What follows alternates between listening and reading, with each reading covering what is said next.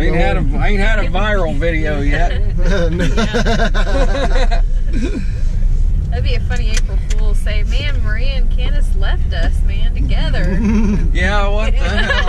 Yeah. We thought they was kind of close, but we gone and we just were gone. We'd be like that.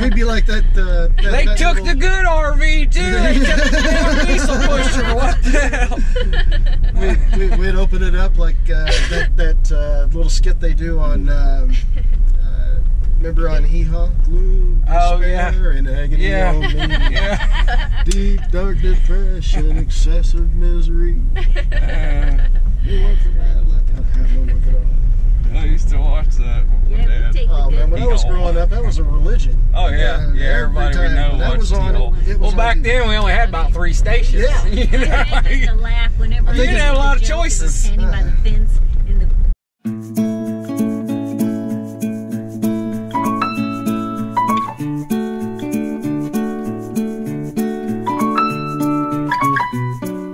Good morning, fellow YouTubers, RV and adventure seekers and nomads from across the fruited plain and around the world. Matt, Nomadic Native, back with you. Thanks for tuning in. So in this video, I'm going to be installing the Nature's Head composting toilet in our 2017 Winnebago Forza 36G. I've done this. This is the second time I've installed one of these Nature's Heads. Our longtime subscribers will recall that I also installed one in our last Class A, the one we traded in for this RV, the 2004 Sightseer 35N.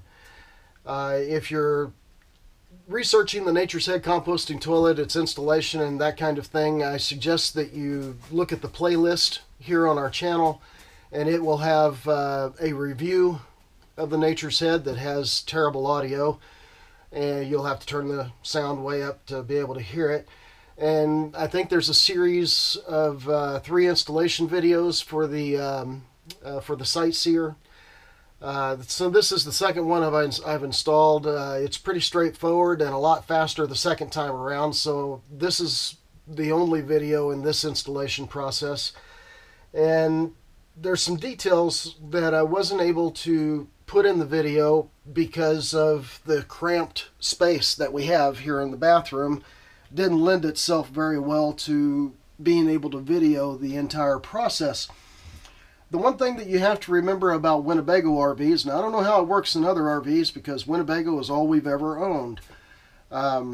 You're going to see the downspout where it attaches into the black tank. Winnebago does not glue that downspout into the black tank. What you have to do is remove the screws out of the flange, and you'll see this. This will all, become clearer as you watch the video. But when you remove the toilet, you have the flange, and the flange is attached to a down tube, a 3-inch down tube, that goes straight into a receptacle in the top of the black tank. Winnebago does not glue that pipe into the receptacle. What it feels like when you're taking it out is maybe they've put some soft silicone around the pipe and stuck it in there. So when you go to take that pipe out, it can be a little, intimidating because you think you're going to break it or bust your black tank or something. But really all you do is pull up and twist at the same time, and that soft silicone or whatever that is that's holding that pipe will loosen, and you'll be able to turn the pipe, spin the pipe back and forth as you pull up, and it will come out of the black tank. The second piece of detail that I was not able to put into the video is running power. I messed up and did not order the plug-in 12-volt power supply for the exhaust fan and the toilet. All I have is, it doesn't have a power supply. You have to find 12 volt and connect to it, and I really don't want to do that. I'm going to either find or order the 12 volt power supply and just plug it in here in the bathroom, rather than trying to go behind the cabinets and pick up 12 volt, which, yeah, I could do. I just don't want to mess with a brand new RV's wiring, if you know what I mean. If I can avoid it, and in this case I can. Currently, the way we're running the fan is I have it attached to a 12 volt, 7 amp hour little AGM 12 volt battery, and that'll probably run it for weeks. It doesn't pull very much power at all, so it's working just fine in that regard. And as soon as I get a 12 volt power supply, I'll change that and just plug it into the wall. Other than that, the installation is pretty straightforward and fairly quick, so let's get started. Okay, so the installation of the Nature's Head composting toilet has begun. I have removed the old toilet and I went to Lowe's and picked up a 3-inch plug so I can plug the downspout, and I've already taken off the flange. The flange, just like in the Sightseer, is connected to a 3-inch downspout that just plugs into the black tank. So first thing I got to do is one thing I got at Lowe's also is a 1/2-inch plug so I can plug up the water pipe coming up through the floor, and we can turn on the water and not flood the bathroom.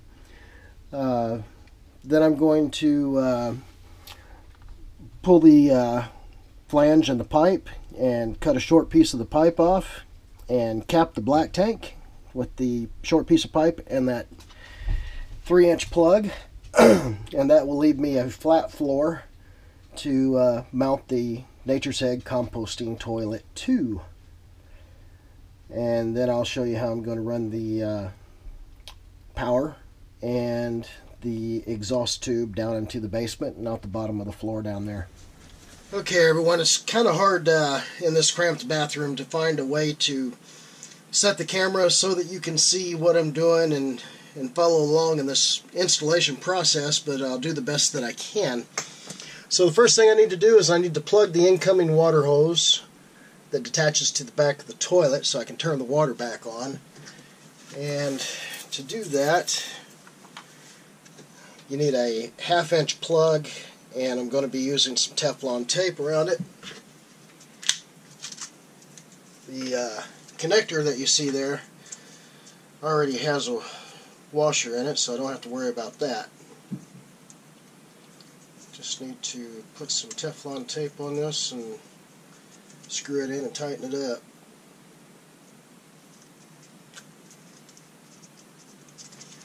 So I'm just wrapping the threads with Teflon tape like normally would. Then we're just going to plug that hole.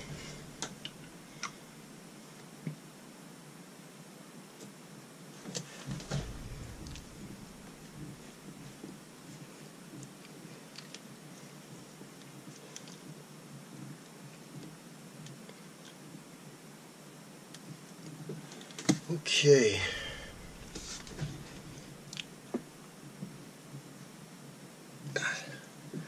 Hand tight should do. Let's turn on the water pump, see if it leaks.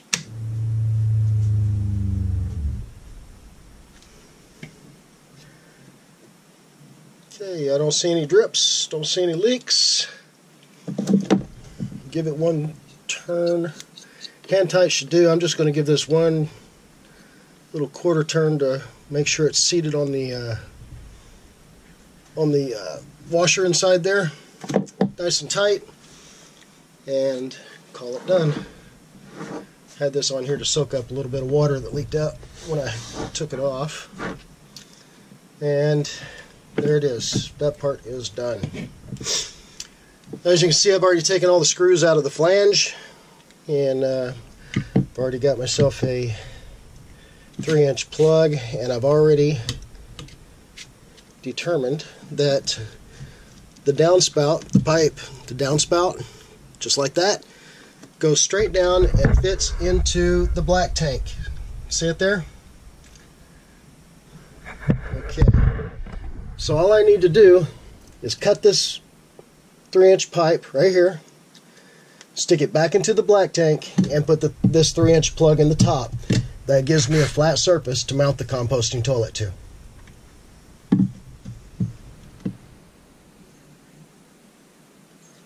Okay, so there you can see that I've cut the PVC pipe away from the flange, and I stuck the PVC pipe back down into the hole in the top of the black tank, and I've put the 3-inch plug in top of the pipe. So now it's plugged up. Now the distance between the bolt in the center of that 3-inch plug and the top of the floor, or in this case the bottom of the Nature's Head composting toilet, is less than the distance the pipe fits into the black tank. So I don't have to worry about that stub pipe being pushed up out of the black tank by any type of pressure or anything like that, because it'll hit the bottom of the composting toilet and that will prevent it from coming out.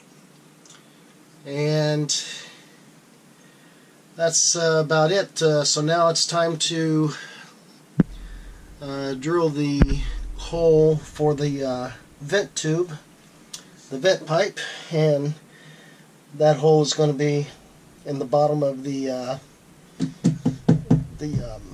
shower base, up right there in that corner. Get to it now. I'm going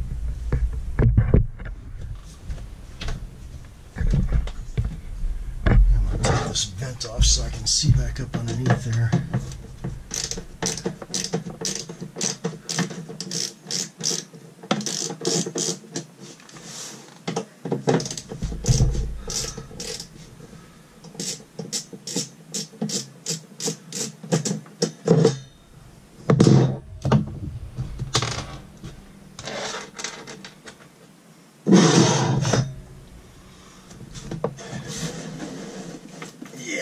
That's all fiberglass stuff, and there's a little thing there, so that hole is going to be right there, right through the bottom of that, and that is fiberglass, so it should be just fine to drill a hole through, right?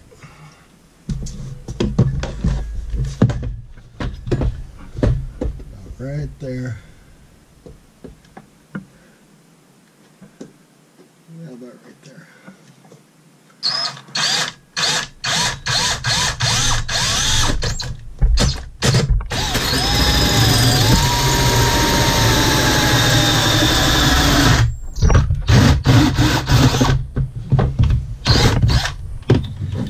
All right, there's a nice hole.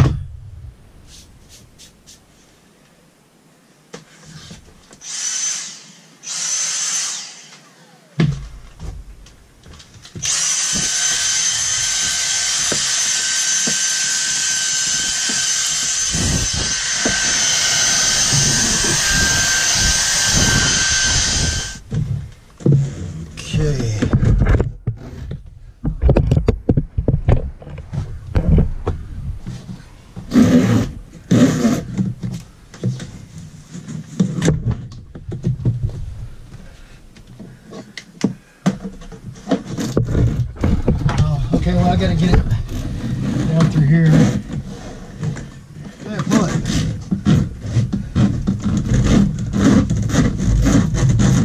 Okay, right there.